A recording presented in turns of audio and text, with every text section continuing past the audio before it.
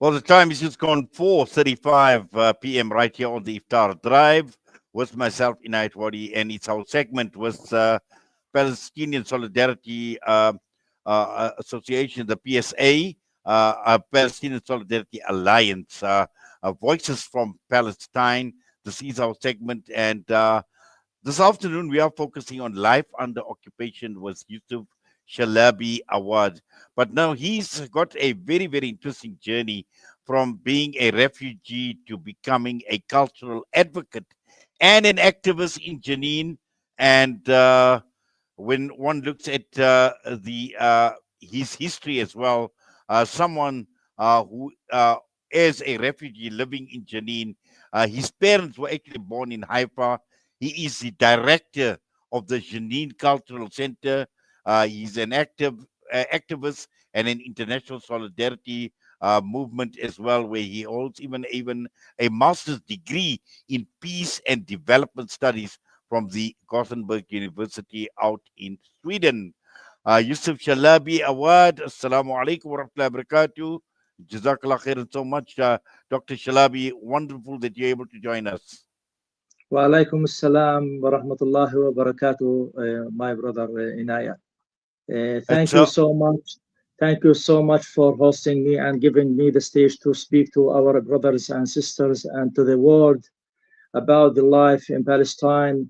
This is the critical moment that in our history and history of humanity since the 1 year and a half against the war against Gaza and the genocide that took place and thousands of Palestinian people killed, and this as we saw the destruction, the huge destruction that all the world saw, and the victimization of the people who are became homeless and lost their beloved ones in a genocide that happened in the new century or in the new time of that we are living now. Yes, I just want to spend a few minutes just talking about your journey. And I found that your journey is obviously fascinating from being a refugee to where you are at this point in time. So before we get to even just talking, and I know we want to focus a bit more on Janine as well, which we will do as we advance with the program. But I just want to talk about your personal journey because it's a very, very interesting journey from what I've just or that what I've read up, that has given to me briefly about yourself, Dr. Shalabi. You know, as most of the Palestinian people, we can say that half of the Palestinian people actually they are refugees, and my family being expelled or forced to live under fire, under huge massacres that happened in 1948 during the Nakba, and my family used to live in Haifa, which is one of the biggest towns in Palestine that time. And Haifa is like it was the having the economical and cultural city, having a port and airport during the let's say it was during the British mandate actually that happened. And we know that after the Balfour Declaration and the British days, like granted on a plate of silver plate or gold or diamond plate to the Zionist, and that project or the Zionist project started to expel and started the massacres that all the world know about, the massacre in Deir Yassin, and also recently just we saw the Tantura film, and we saw the eyewitnesses or the criminals actually who participated in these crimes at Tantura. Our parents, after what happened in 48 and after the huge, let's say, destruction in Haifa, my family fled to and coming to live in Jenin, Luckily that my grandfather, it's like he was a little bit rich and managed to get some of his property during that time, and we managed to live a little bit out on the edge of the Jenin refugee camp. And it's the journey of how to build yourself after being homeless and losing all of your property, losing all your memoirs, losing all everything that you have, and to start the journey of rebuilding of your future and the future of your kids. So my family, as all the Palestinian people, we fought in order to survive at the beginning, but we fought in order to continue our life and to build a better future for our. So most of my family and most of the Palestinian people from the refugees, we consider education is our main, let's say weapon or arm that we can continue our struggle in order to continue this life with all the challenges that we face in our life.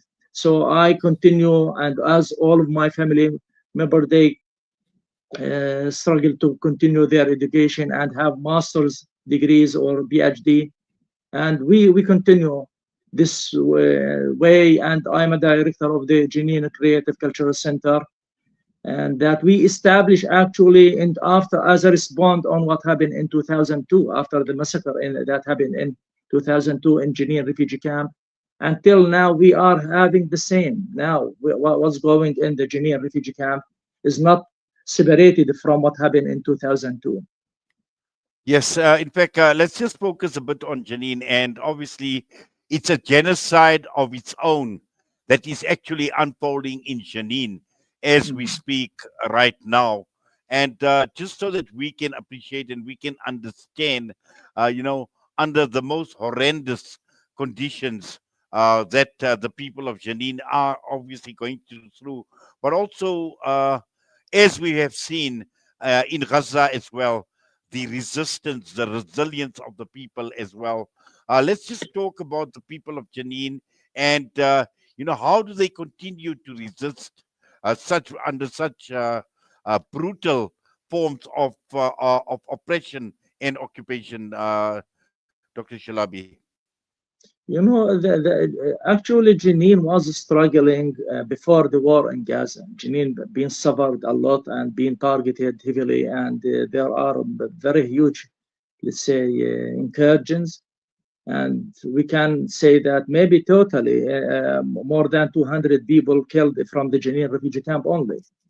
And what after the ceasefire in Gaza, after just 3 days from that declaration, a very huge and massive incursion to the Jenin refugee camp, and now we have 20,000 people from the Jenin refugee camps who are originally refugees, from more than 25 villages and also from Haifa, who've been forced to leave their original land. And the unique thing that about the people from the Jenin refugee camp is while you are sitting in your house in the Jenin refugee camp in a very, very unhuman or very crowded area, you can see your original land. You can see the original village and the town that you're being kicked out in 1948. Now what happened in just now we are having since 50 days the Jenin refugee camp being all the people of Jenin being expelled out. We are talking about 20,000 people, especially now we are in Ramadan. Imagine that people, they became refugees again without having any kind of shelter or any kind of protection, without any kind of they were not able to carry anything from their belongings. And the huge destruction, they used bulldozers, they used explosives, and also The first day, they use American Apaches helicopters to shell and bomb and use drones and kill more than 25 people killed just since the 50 days till now. Just from where I sitting now, just the Israeli tanks, they were showing and shooting around, but luckily there was no people injured. So this is the type of life. Now they have the Israeli army located and control all the Jenin refugee camp. The people, they are not able to back to their houses or to even to take or to save some of their belongings that can be used. So now they again they live the Nakba. They start like again to build or try to accommodate themselves with the current situation or the horrible but tremendous situations that they are living now. Andor. Yes, Dr. Shalabi, we're going to go for a quick ad break. We'll put you on hold. We're going to come back very, very shortly. Okay.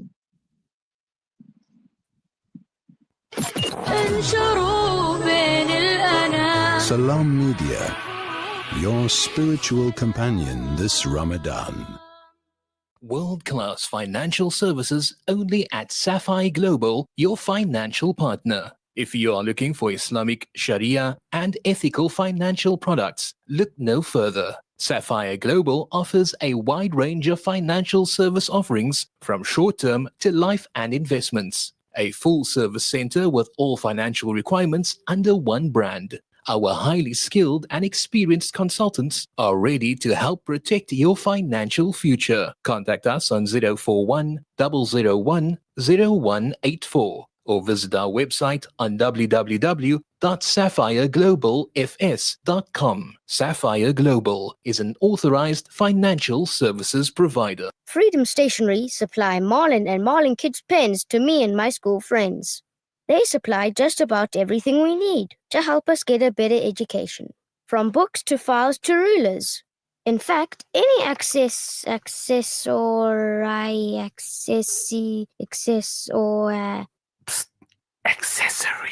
any accessory we need. Freedom Stationery. Education for the nation. What does accessory mean? More than 800 million people around the world live in deep poverty, uncertain of where the next meal will come from. For those on the brink of starvation, a food pack means survival, dignity, and hope. Send food. Send kindness. Be the reason a family does not go hungry. Donate now to Islamic Relief.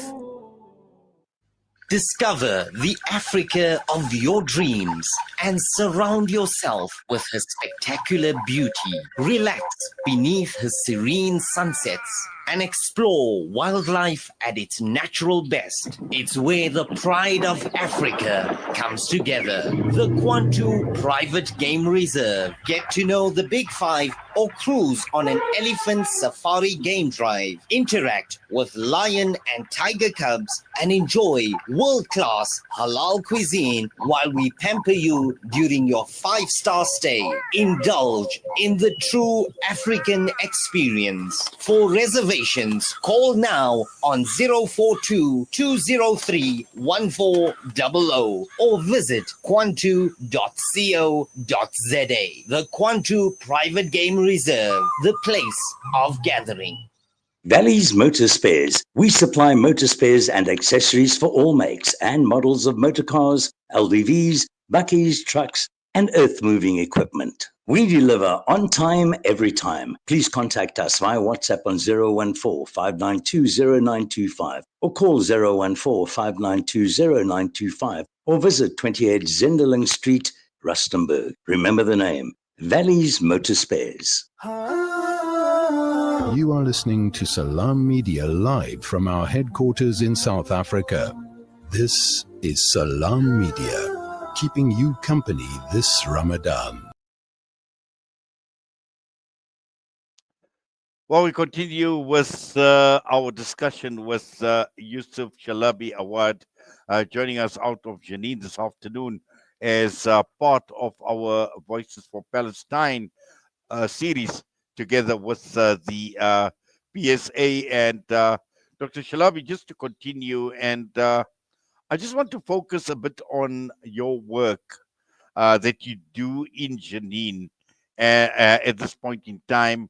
And also at the same time, I know it's under difficult, it's under abnormal circumstances that you are operating, and it must be quite difficult to do the work or the type of work that you do at this point in time. So just take us through your work, and also some of the challenges that are associated with the type of work you do.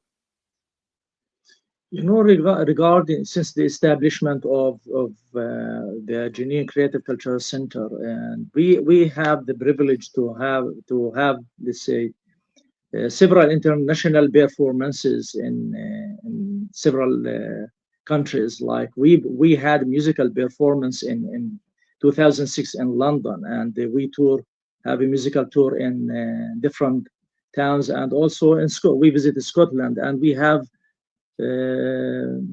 great supporters from Scottish people.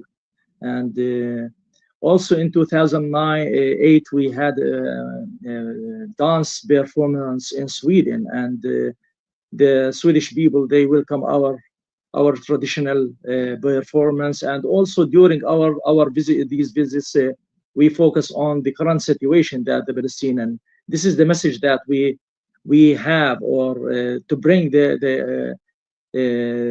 our Palestinian ID and culture and heritage to the world, and to show that the Palestinian people are alive people and who are resist to exist. And the culture is one of the tools that we are using in order to show the world that Palestinians, they deserve to have a place or space on this planet, because there are many, let's say, unfortunately, who are, let's say, I can say, dumb people who still believe that Palestinians have no right to exist, or the Palestinians, they are not humans or animals.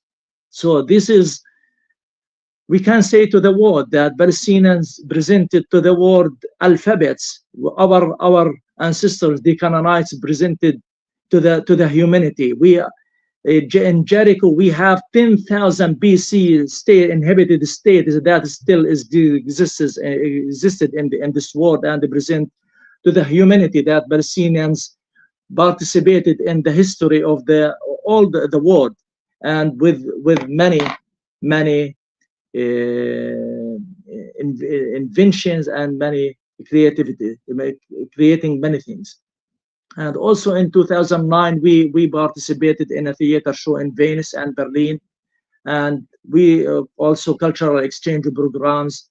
And our just before this incursion, we were planning to have training on film production with several international film producers. And we hope that maybe in the future we have these connections with universities or film producers in South Africa, and to benefit from their experience and how to challenge this occupation and this apartheid. And also, just one of the recent activities, we had an art exhibition in London from our children paintings, and lots of people, they attend the show, this exhibition. And we hope that we will have joint activities in the future with your help, maybe with our brothers and sisters in South Africa.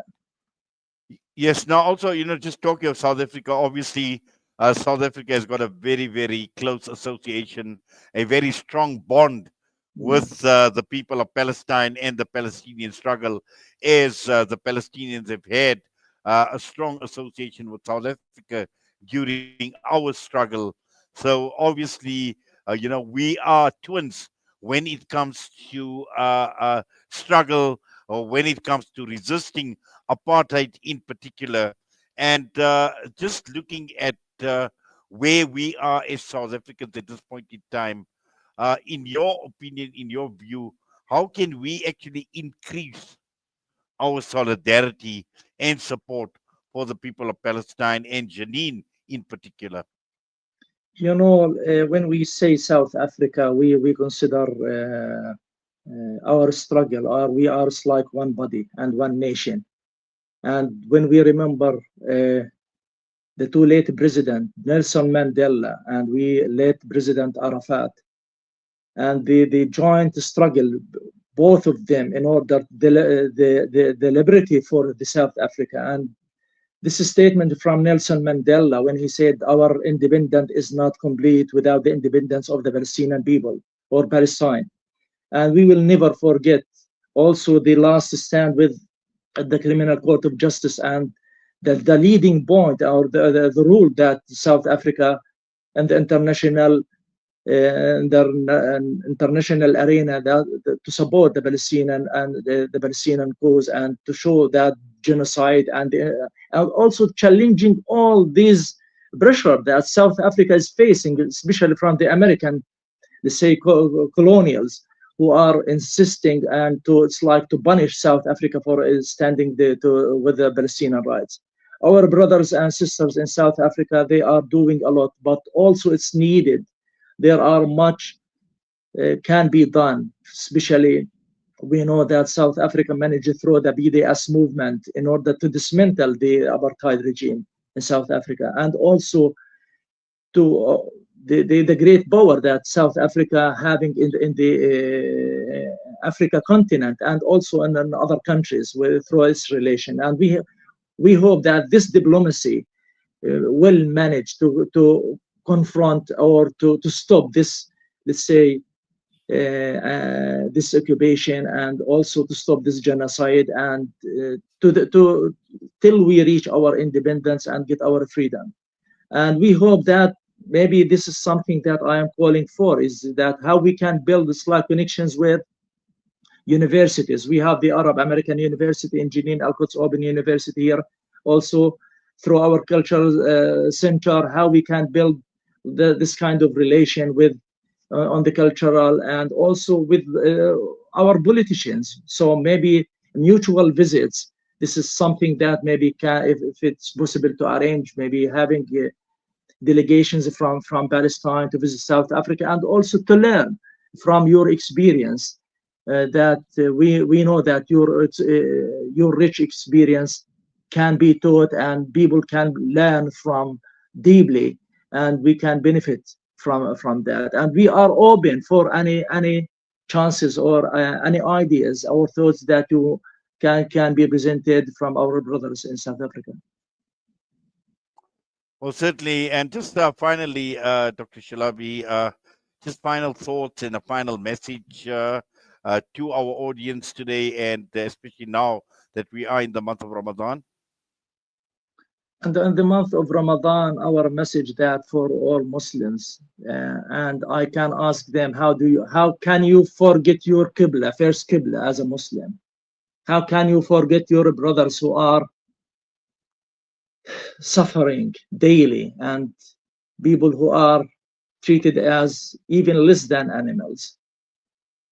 How you can face, how you can, this is not only for Muslims. I'm calling all the people on humanity. How you can, what's your belief? Just I'm asking, calling you on your humanity. How you will face the God that you believe in at the time of accountant. That you can stop the pain and suffering of other people on earth. We are as Palestinians, we are against killing any civilians or killing anyone on any place. But you know, the occupation still exists according to the international law, that any nation who are under occupation, they have the right to defend themselves. And all these many countries, they want to deny that right. But as I can say to the world and everyone who listen to us, just think about your humanity. Think about your consciousness. Do you think, are you blind? Are you deaf? With respect all the people who are deaf or blind, but just ask yourself, how you can blind, how you can sleep when people who are not able to go to get even for medication. I didn't talk about what happened to the Jenin hospital and the destruction and people shooting ambulances. Five doctors and nurses being shot, and some of them they are not able to be to practice medication anymore because of it was very severe injury. So just think deeply. And also, I ask everyone who still hesitated about the Palestinian right, just go and read and ask, and you will just stand with the right side, not with all what the people or maybe who pay for you in order to stay with the bill. This is my message to the world. Well, Jazakallah khairan so much for that. In fact, I wish we had a lot more time to actually engage, because I know there's just so much more you can share. But inshallah, on a future platform, I'm sure we will connect at some point in time as well and get a lot more information. But for now, Dr. Yousef Shalabi Awad, we thank you. We say Jazakallah khairan. We wish you all the best for the Ramadan as well, for the balance of the month of Ramadan, and also to our brothers and sisters out in Palestine. You are in our prayers, you are in our du'as as well. And whatever we can do in terms of supporting whatever is within our capacity to assist, to do whatever we can to work towards the freedom, to the liberation of our brothers and sisters in Palestine, we will continue raising our voices. And at the end of the day, this is about giving voice to the voiceless as well. And Alhamdulillah, at Salam Media as well, we have been given the opportunity to raise our voices on behalf of our brothers and sisters in Palestine. So all the best to you once again. Assalamu alaikum wa rahmatullahi wa barakatuh. Wa alaikum assalam wa rahmatullah wa barakatuh, and salam from Palestine. That was Yousef Shalabi Awad with us once again. We'd like to thank our colleagues at our partners at the PSA for arranging this afternoon's interview, as you will be listening to a lot more voices out of Palestine from 4:30 to 5 p.m. Monday to Friday throughout the entire month of Ramadan. We're going to go for the Asr Adhan and the Asr Salah. We'll be back at around 10 past 5.